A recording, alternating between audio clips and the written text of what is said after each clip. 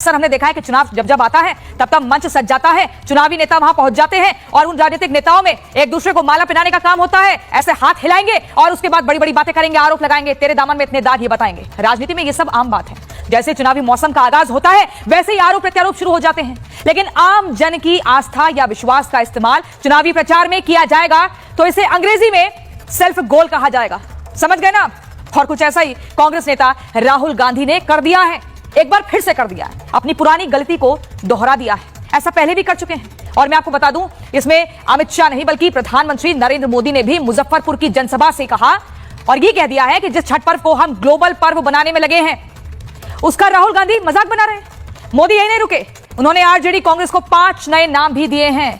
RJD Congress की 5 नए नाम सब पहचान करें: कट्टा, क्रूरता, कटुता, कुशासन, करप्शन। ये नाम आप देखिए। क्रूरता, किस तरीके से क्रूर व्यवहार किया जाता था।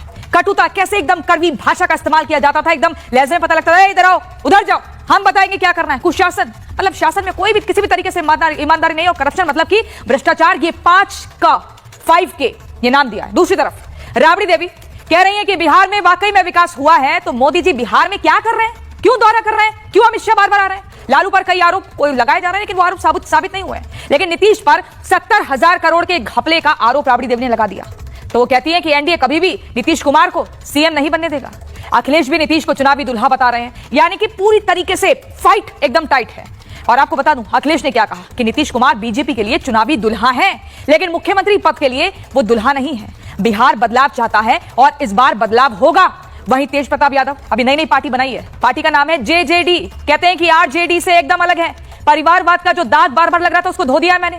लेकिन वो भी कहते हैं कि राहुल गांधी जी को छठ के बारे में पता ही क्या है, वो तो विदेश चले जाते हैं। राहुल गांधी जी कभी छठ किए हैं, उनको कुछ पता भी है। जो आदमी विदेश भाग जाता है उसको छठ पर्व का क्या ज्ञान होगा, उस पर काहे बोल रहे हैं। अब सवाल यह है कि क्या राहुल गांधी अपने बयान पर माफी मांगेंगे। आखिर तेजस्वी यादव राहुल के बयान और उस पर छिड़े संग्राम पर चुप्पी की चादर क्यों ओढ़े हुए हैं? भाई बोलिए ना कुछ। महागठबंधन के साथी आपके, आप कैसे चुप रह सकते हैं? पूरा डेंट लगाने का काम कर रहे हैं। एक बड़ा पैनल इसी चर्चा पे हमारे साथ जुड़ेगा, इसी विषय पर हम चर्चा करेंगे। लेकिन पहले मैं आपको एक रिपोर्ट दिखाती हूं, उसके बाद सवाल बताऊंगी और फिर हम करेंगे चर्चा की शुरुआत।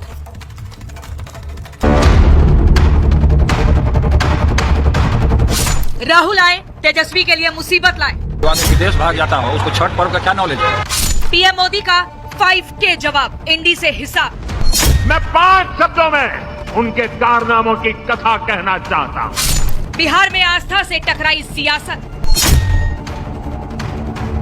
छठ का अपमान महागठबंधन को पड़ेगा महंगा। ये कांग्रेस और ये आरजेडी के लोग